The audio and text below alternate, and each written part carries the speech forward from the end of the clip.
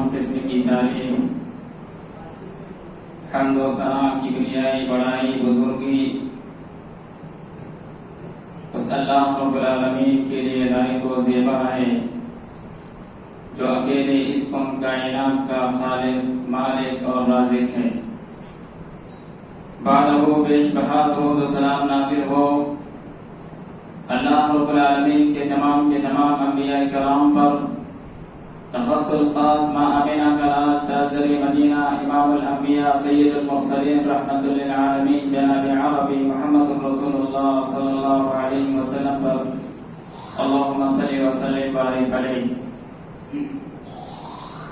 हाज़िरीन जुमा, बुजुर्गान दीन, नौजवान दोस्तों, अजीज बच्चों और मिल्लत की माँ और बहनों, आज मुहर्रमुल हराम की 10 तारीख है और इस 10वीं तारीख को शरीयत की नज़र में यौम आशूरा कहा जाता है। और यौम आशूरा की फजीलत, खुसूसन इस दिन के रोजे की फजीलत अल्लाह के नबी सल्लल्लाहु अलैहि वसल्लम के हदीस सहीहा के अंदर बकसरत वारिद हुए हैं।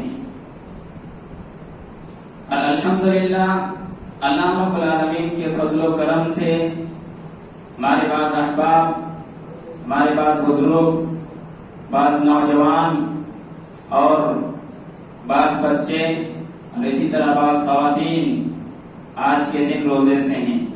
दुआ है रब्बुल आलमीन हम तमाम लोगों के रोजे को कबूल फरमाए, हुसूल जन्नत का जरिया बनाए और गुनाहों की बख्शिश का जरिया बनाए और रफ़्ए दरजात का जरिया बनाए, आमीन। हाज़िरीन, आज की तारीख तकरीबन आज से 1380 साल पहले इस दिन एक वाक़या रोनमा हुआ, जो वाक़या बड़ा दर्दनाक वाक़या है, अलमनाक वाक़या है और शर्मनाक वाक़या भी है। शर्मनाक इस नाहिए से कि इस दिन पैर नबी सल्लल्लाहु अलैहि वसल्लम के नवासे हजरत हुसैन रज़ियल्लाहु ताला अन्हु को बास दुश्मनान इस्लाम ने शहीद कर दिया। वो नवासे रसूल जिसके बारे में प्यारे नबी सल्लल्लाहु अलैहि वसल्लम ने अल्लाह रब्बुल आलमीन को मुखातब करके इरशाद फरमाया, ये दुआ फरमाई कि अल्लाह, मैं इन दोनों से मोहब्बत करता हूँ, तू भी इनसे मोहब्बत फरमा। और दूसरी जगह प्यारे नबी सल्लल्लाहु अलैहि वसल्लम ने इरशाद फरमाया कि जो इन दोनों से मोहब्बत करता है गोया कि वो मुझसे मोहब्बत करता है, और जो इन दोनों से बुग़्ज़ रखता है, अदावत रखता है, दुश्मनी रखता है, गोया कि वो मुझसे बुग़्ज़ रखता है, मुझसे अदावत रखता है, मुझसे दुश्मनी रखता है। और एक तीसरी जगह प्यारे नबी सल्लल्लाहु अलैहि वसल्लम ने इरशाद फरमाया, हुमा रैहानताय मिनद दुनिया, कि ये हसन और हुसैन रज़ियल्लाहु ताला अन्हुमा दुनिया के मेरे 2 फूल हैं। प्यारे नबी सल्लल्लाहु अलैहि वसल्लम ने हजरत हसन और हजरत हुसैन रज़ियल्लाहु ताला अन्हुमा को फूल से ताबीर किया है, लेकिन बदकिस्मती से हजरत हुसैन रज़ियल्लाहु ताला अन्हु की शहादत इस दिन होती है और कुछ लोग इनको शहीद करते हैं। कौन लोग इनको शहीद करते हैं? ये वही लोग हैं जिन्होंने हजरत उस्मान रज़ियल्लाहु ताला अन्हु को शहीद किया। ये वही लोग हैं जिन्होंने हजरत अली और अमीर मुआविया रज़ियल्लाहु ताला अन्हुमा के दरमियान जंग करवाई, दोनों को आपस में लड़वाया और उसमें बहुत सारे लोग शहीद हुए। यही वो लोग हैं जिन्होंने हजरत अली रज़ियल्लाहु ताला अन्हु को शहीद किया और यही लोग हजरत हुसैन रज़ियल्लाहु ताला अन्हु शहीद करने में अहम रोल अदा करते हैं। और आज इनके नाम लेवा, इनके पैरोकार, इनके पीछे चलने वाले, इनके नक्शे कदम पर चलने वाले आज हजरत हुसैन रज़ियल्लाहु ताला अन्हु से मोहब्बत का झूठा दावा करते हैं, दम भरते हैं। हजरत हुसैन रज़ियल्लाहु ताला अन्हु के नाम पर नारेबाजी करते हैं, हजरत हुसैन रज़ियल्लाहु ताला अन्हु के नाम पर मजलिसें सजाते हैं, हजरत हुसैन रज़ियल्लाहु ताला अन्हु के नाम पर मातम करते हैं और वो सब कुछ करते हैं। हद तो ये है इनकी मोहब्बत का झूठा दावा करके सहाबा-ए-किराम की तकफीर करते हैं, सहाबा-ए-किराम को काफिर गर्दानते हैं। हजरत अबू बकर सिद्दीक रज़ियल्लाहु ताला अन्हु को काफिर कहते हैं, उमर फारूक रज़ियल्लाहु ताला अन्हु को काफिर कहते हैं, उस्मान गनी रज़ियल्लाहु ताला अन्हु को काफिर कहते हैं, अमीर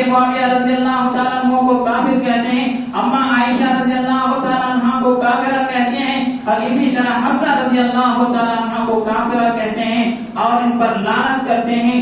جب تک یہ لوگ لعنت نہیں کریں گے ان پر اور ان کی تکفیر نہیں کریں گے، ان کا کلمہ ہی مکمل نہیں ہوتا ہے، ان کا ایمان ہی مکمل نہیں ہوتا ہے. ان کا یہ شیوا ہے، ان کا یہ وتیرہ ہے. میرے بھائیوں، آج ان کے نام پہ حضرت حسین رضی اللہ تعالیٰ عنہ کے نام پر یہ سب کچھ کرتے ہیں اور اس طرح صحابہ کرام کی تکفیر کرتے ہیں. اسی لیے اس مناسبت سے میں نے آج کے خطبے کا جو عنوان رکھا ہے وہ ہے عظمت صحابہ. رب العالمین مجھے صحیح کہنے، آپ حضرات کو صحیح سننے اور ہم سب کو اس کے مطابق عمل کرنے کی توفیق عطا فرمائے. آمین. حاضرین، اس مناسبت سے میں نے سورہ توبہ کی ایک آیت تلاوت کی ہے خطبہ مسنونہ کے بعد آپ کے روبرو. اللہ رب العالمین نے ارشاد فرمایا: والسابقون الأولون من المهاجرين والأنصار والذين اتبعوهم بإحسان رضي الله عنهم ورضوا عنه وأعد لهم جنات تجري تحتها الأنهار خالدين فيها وذلك الفوز العظيم.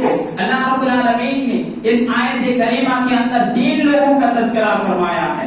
ایک مہاجرین کا تذکرہ فرمایا ہے، ایک انصار کا تذکرہ فرمایا ہے، اور ان کے نقش قدم پر چلتے ہوئے جو لوگ بعد میں ہجرت کرے یا اسی طرح بعد میں ایمان لائے ان کا بھی اللہ رب العالمین نے تذکرہ فرمایا ہے. سب سے پہلے مہاجرین کا تذکرہ کروں گا. اللہ رب العالمین نے مہاجرین کے حوالے سے ارشاد فرمایا: والذین حاجروا فی اللہ من بعد ما ظلموا لنبوئنہم فی الدنیا حسنہ ولأجر الآخرۃ اکبر لو کانوا یعلمون. یہ مہاجرین صحابہ وہ ہیں جو مکے کے اندر ایمان لائے تھے، مکے کے اندر ایمان لائے تھے، لیکن کفار مکہ ان کو ستاتے تھے، ان کو پریشان کرتے تھے، طرح طرح کی تکلیفیں دیتے تھے.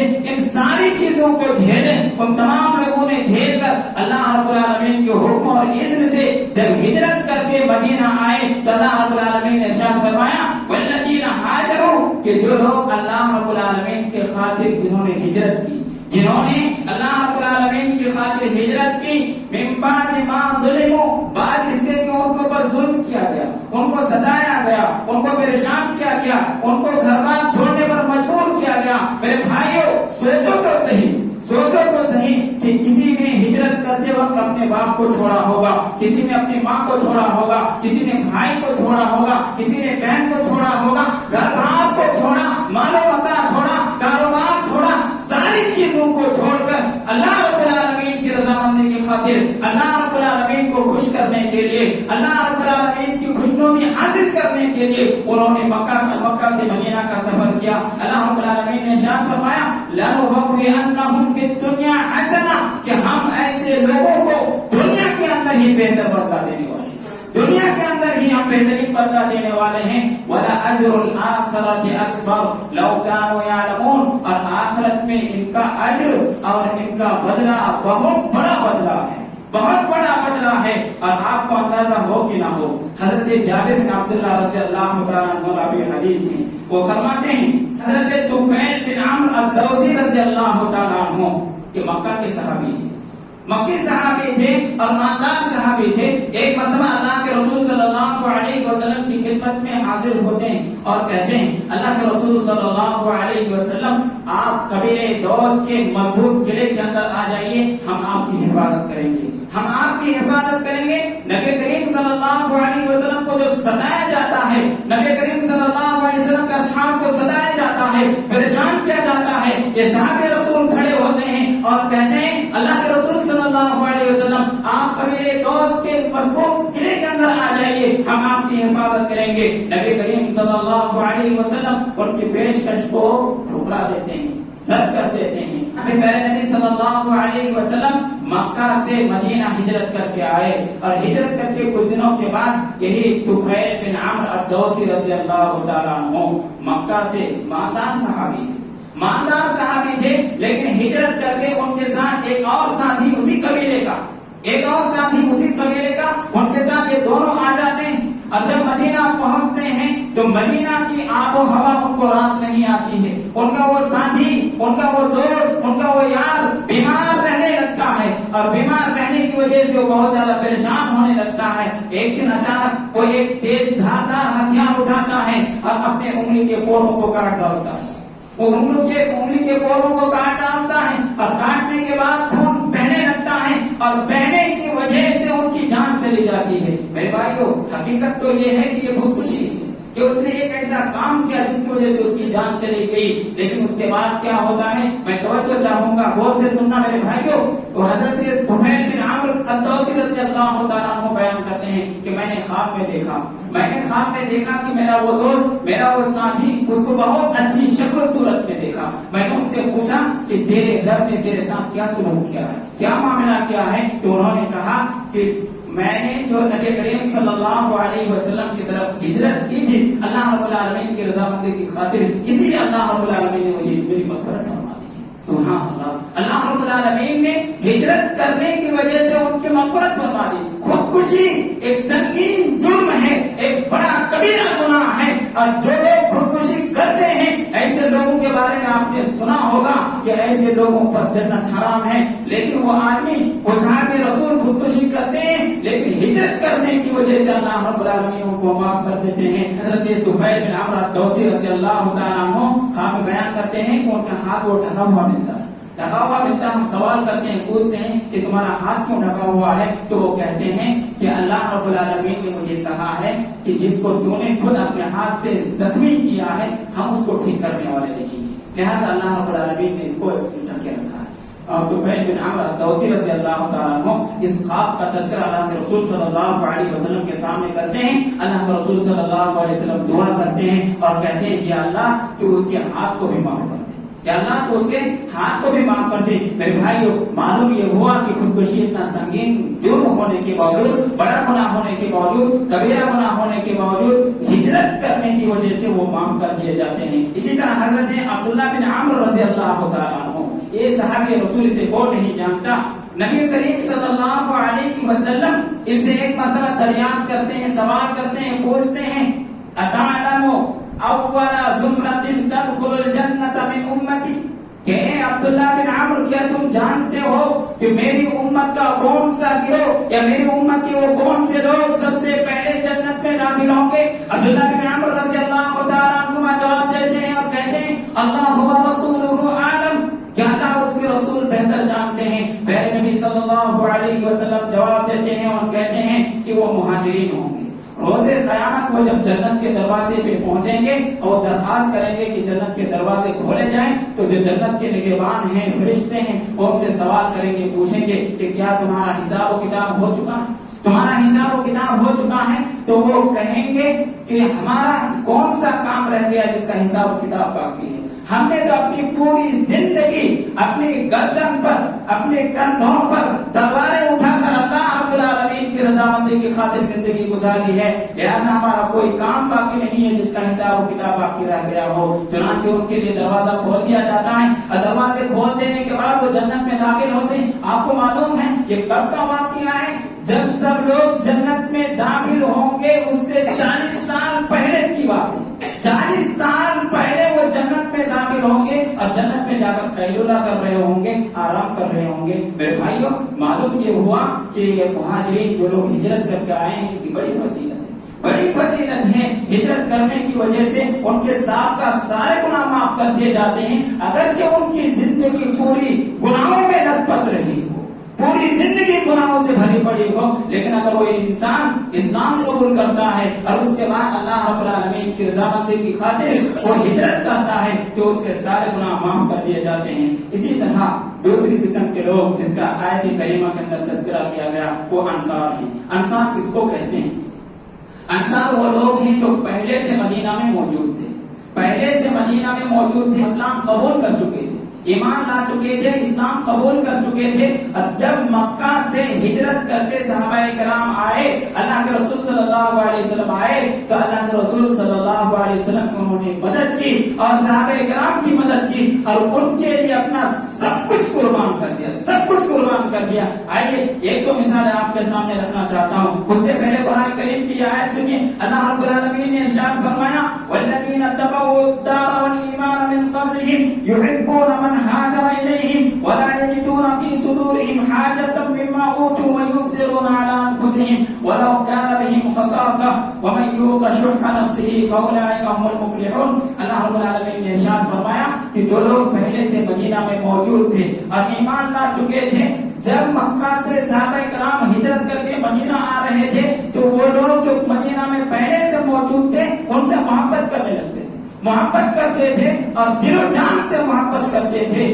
اور اگر ان کے مقابلے میں ان مہاجرین صحابہ کرام کو مال غنیمت میں سے کچھ اللہ کے رسول دیتے تھے تو اپنے دل میں اپنے سینے میں کوئی تنگی محسوس نہیں کرتے تھے کہ نہیں ہم کو کیوں نہیں دیا گیا، ان کو کیوں دیا گیا، اس طرح کی باتیں نہیں کرتے تھے. یہ وہ لوگ ہیں وَيُؤْثِرُونَ عَلَىٰ أَنفُسِهِمْ وَلَوْ كَانَ بِهِمْ خَصَاصَةٌ، یہ وہ لوگ ہیں جو اپنے اوپر دوسروں کو ترجیح دیتے ہیں، مہاجرین صحابہ کرام کو ترجیح دیتے ہیں. وَلَوْ كَانَ بِهِمْ خَصَاصَةٌ، اگرچہ وہ بھاگے کی زندگی بسر کر رہے ہوتے ہیں، بھاگے کی زندگی وہ تنگی بھری زندگی وہ بسر کر رہے ہوتے ہیں، لیکن وہ اپنے اوپر دوسروں کو ترجیح دیتے ہیں. وَمَن يُوقَ شُحَّ نَفْسِهِ، اور جو شخص اپنے نفس کے اس تنگی سے بچا لیا گیا فَأُولَٰئِكَ هُمُ الْمُفْلِحُونَ، یہی وہ لوگ ہیں جو کامیاب ہونے والے ہیں، یہ ہدایت یافتہ لوگ ہیں. میرے بھائیو، حضرت ابو ہریرہ رضی اللہ تعالیٰ عنہ راوی حدیث ہیں، وہ فرماتے ہیں کہ ایک مرتبہ اللہ کے رسول صلی اللہ علیہ وسلم کی خدمت میں ایک صحابی رسول خدمت حاضر ہوئی اور انہوں نے کہا اللہ کے رسول صلی اللہ علیہ وسلم بہت زیادہ بھوکا ہوں، میں بہت زیادہ بھوکا ہوں. دوسری روایتوں سے پتا چلتا ہے کہ یہ خود حضرت ابو ہریرہ رضی اللہ تعالیٰ عنہ تھے. حضرت ابو ہریرہ رضی اللہ تعالیٰ عنہ تھے، انہوں نے کہا اللہ کے رسول صلی اللہ علیہ وسلم بہت زیادہ بھوکا ہوں. اللہ کے رسول صلی اللہ علیہ وسلم امہات المؤمنین کے گھروں میں یہ معلوم کرنے کی کوشش کی کہ گھر میں کوئی چیز کھانے کے لیے ہے، تو ہر جگہ سے یہی خبر آئی، یہ بات آئی کہ گھر میں سوائے پانی کے کچھ نہیں ہے.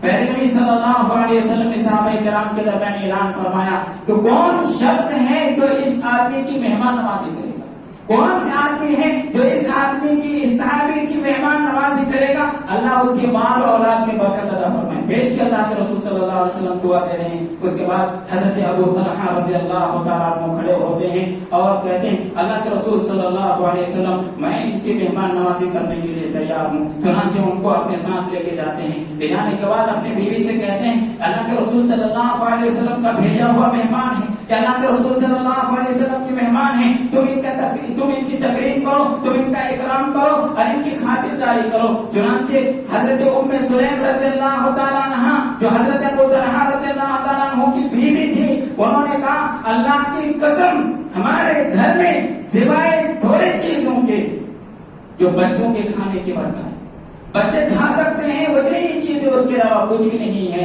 حضرت ابو طلحہ رضی اللہ تعالیٰ عنہ پر قربان جائیے، انہوں نے کہا کہ جب بچے روئیں گے بلبلائیں گے تو ایسی صورت میں بچوں کو پہلا پسلا کر سلا دینا، بچوں کو پہلا پسلا کر سنا دینا. جب بچے سو جائیں گے تب ہم مہمان کو لے کر آئیں گے اور مہمان کو کھانا پیش کرنا اور تم بتی کو چراغ کو گل کر دینا اور میں صرف کھانے کا ناٹک کروں گا اور وہ کھانا وہ مہمان پیٹ بھر کے وہ کھا لیں گے، مہمان پیٹ بھر کے کھا لیں گے. چنانچہ حضرت ام سلیم رضی اللہ تعالیٰ عنہ وہی کرتی ہیں. آج کل خاتون ہو تو کیا کہیں گی، پوچھے نہیں ہو، اگر پوچھے بلا لائے ہو اور ابھی کہتے ہو میں بچوں کو چھوڑ کر مہمان کو کھانا نہیں کھلا سکتا، اس طرح کی. لیکن قربان جائیے ام سلیم رضی اللہ تعالیٰ عنہ پر انہوں نے کیا کہا، ٹھیک ہے، ان کی بات کو انہوں نے مانا، تسلیم کیا. اس کے بعد ویسے ہی کیا، مہمان کو بلایا گیا اور حضرت ابو طلحہ رضی اللہ تعالیٰ عنہ مہمان کے ساتھ کھانے بیٹھے. اب اس کے بعد ام سلیم رضی اللہ تعالیٰ عنہ وہ چراغ کی بتی کو تیز کرنے کے بجائے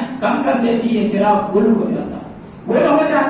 تب اندھیرے میں حضرت ابو طلحہ کھانے کا ناٹک کرتے ہیں. ایسا معلوم ہوتا ہے، مہمان کو ایسا محسوس ہوتا ہے کہ میزبان بھی میرے ساتھ کھا رہا ہے، لیکن میزبان بھوکا سو جاتا ہے، مہمان پیٹ بھر کے کھا لیتے ہیں. یہ چیز اللہ رب العالمین کو اتنی پسند آتی ہے. جب ابو طلحہ رضی اللہ تعالیٰ عنہ اللہ کے رسول صلی اللہ علیہ وسلم کی خدمت میں صبح حاضر ہوتے ہیں، اللہ کے رسول صلی اللہ علیہ وسلم قرآن کی آیت پڑھ کے سناتے ہیں وَيُؤْثِرُونَ عَلَىٰ أَنفُسِهِمْ وَلَوْ كَانَ بِهِمْ خَصَاصَةٌ، کہ اللہ رب العالمین کو تمہاری یہ آیت اتنی پسند آئی ہے کہ اللہ رب العالمین نے تمہارے بارے میں قرآن کی ایک آیت نازل فرمائی ہے. یہ وہ لوگ ہیں جو اپنے اوپر دوسروں کو ترجیح دیتے ہیں، دوسروں کو فوقیت دیتے ہیں. میرے بھائیوں، اس سے سبق سیکھنے کی ضرورت ہے. اسی طرح دوسری حدیث حضرت انس بن مالک رضی اللہ تعالیٰ عنہ راوی حدیث ہیں، وہ فرماتے ہیں کہ جب عبد الرحمن بن عوف رضی اللہ تعالیٰ عنہ ایماندار صحابی تھے، مکہ سے ہجرت کر کے مدینہ آتے ہیں تو ایسی صورت میں سعد بن ربیع رضی اللہ تعالیٰ عنہ کو ان دونوں کا بھائی چارہ قائم کرتے ہیں اور سعد بن ربیع رضی اللہ تعالیٰ عنہ یہ انصار کے اندر مدینہ کے اندر سب سے مالدار صحابیوں میں ان کا شمار ہوتا ہے. اس کے بعد وہ کہتے ہیں حضرت عبد الرحمن بن عوف سے کہ میری جتنی پراپرٹی ہے, جتنی دھن دولت ہے, میں ان کو 2 حصوں میں تقسیم کرتا ہوں, 2 حصوں میں بانٹتا ہوں, ایک حصہ آپ لے لو, ایک حصہ میں رکھتا ہوں. اور یاد رکھو میری 2 بیویاں ہیں, اور آپ دیکھ لو 2 بیویوں میں سے جو بیوی آپ کو پسند آئے میں ان کو طلاق دیتا ہوں. عدت مکمل ہونے کے بعد, عدت گزر جانے کے بعد آپ ان سے شادی کر لینا. میرے بھائیو, یہ وہ صحابی رسول تھے, یہ وہ انصار صحابی تھے جنہوں نے اپنے اوپر دوسروں کو ترجیح دی, دوسروں کو فوقیت دی. اور قربان چاہیے حضرت سعد بن ربیع رضی اللہ تعالیٰ عنہ پر, انہوں نے ایسا کرنے کے لیے تیار. لیکن آج دیکھیے, آج ہمارا معاملہ تھوڑا الٹا ہے. اپنی بیوی رہتے ہوئے دوسروں کو لے کے بھاگ جاتے ہیں. اپنی بیوی کو طلاق دے کر دوسرے کے حوالے کرنا تو الگ بات ہے, اپنے رہتے ہوئے دوسروں کا لے کے بھاگ جاتے ہیں. ادھر صحابہ رسول رضی اللہ تعالیٰ عنہ کو دیکھیے کہ وہ لوگ کس طرح کرتے ہیں کہ اپنے اوپر دوسروں کو فوقیت دیتے ہیں, دوسروں کو ترجیح دیتے ہیں, اور دوسروں کا خیال رکھتے ہیں. خود بھوکے رہتے ہیں, دوسروں کو کھلاتے ہیں, خود ننگے رہتے ہیں, دوسروں کو پہناتے ہیں, خود پریشانی میں رہتے ہیں, دوسروں کی پریشانی کو دور کرنے کی کوشش کرتے ہیں. میرے بھائیو, اسی طرح وہ تیسرا پوائنٹ یا تیسری قسم کے لوگ جس کا تذکرہ اللہ رب العالمین نے آیت کریمہ کے اندر فرمایا والذین اتبعوہم بإحسان, جو لوگ ان کے نقش قدم پر چلیں گے. یعنی جو لوگ پہلے ہجرت کر کے, ایمان لا کر ہجرت کر کے مدینہ آئے تھے, یا اسی طرح مدینہ میں رہ کر جو لوگ ایمان لائے تھے, ان کے نقش قدم پر جو لوگ چلیں گے, اس میں سب لوگ آتے ہیں. یعنی متأخرین صحابہ کرام, بعد میں جو لوگ ایمان لائے تھے وہ صحابہ کرام, تابعین, اور اس کے بعد قیامت تک آنے والے جتنے بھی لوگ ہیں جو صحابہ کرام کو معیار حق تسلیم کر کے ان کے نقش قدم پر چلنے کی کوشش کرتے ہیں اور ان سے محبت رکھتے ہیں, وہ سب لوگ اس میں شامل ہیں. اللہ رب العالمین نے ارشاد فرمایا والذین اتبعوہم بإحسان رضی اللہ عنہم ورضوا عنہ. پہلے نبی صلی اللہ علیہ وسلم نے ارشاد فرمایا علیکم بسنتی و سنت الخلفاء الراشدین, کہ دیکھو میری سنت کو لازم پکڑنا اور میرے خلفاء راشدین کی سنت کو لازم پکڑنا. ضرورت اس بات کی ہے کہ ہم اللہ کے نبی صلی اللہ علیہ وسلم کی سنت کو لازم پکڑے, صحابہ کرام کی سنت کو لازم پکڑے. اللہ رب العالمین نے ارشاد فرمایا فإن آمنوا بمثل ما آمنتم به فقد اهتدوا, اگر تم صحابہ کرام کی طرح ایمان لاؤ گے ہدایت یافتہ شمار کیے جاؤ گے, اس دنیا میں بھی کامیاب ہوگے اور آخرت میں بھی کامیابی قدم چومے گی. لہذا ضرورت اس بات کی ہے کہ ہم صحابہ کرام کو معیار بنا کر ہم اپنے ایمان کا جائزہ لیں, صحابہ کرام کی سنت کو اپنانے کی کوشش کریں, اللہ کے رسول صلی اللہ علیہ وسلم کی سنت کو اپنانے کی کوشش کریں, ان سے محبت رکھیں. دعائے رب العالمین ہم تمام لوگوں کو اس کی توفیق عطا فرمائے, آمین. وآخر دعوانا الحمدللہ رب العالمین, والسلام علیکم ورحمۃ اللہ وبرکاتہ.